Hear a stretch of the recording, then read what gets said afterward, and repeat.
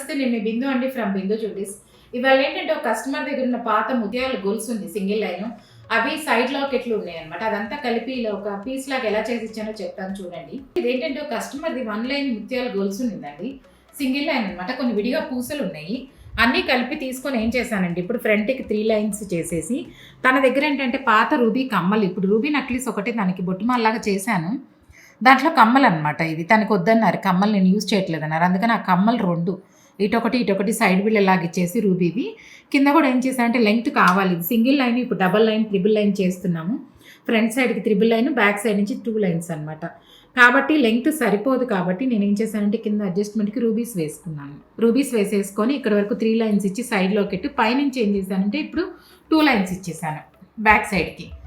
మెడ మీదకే కాబట్టి సరిపోయింది అనమాట.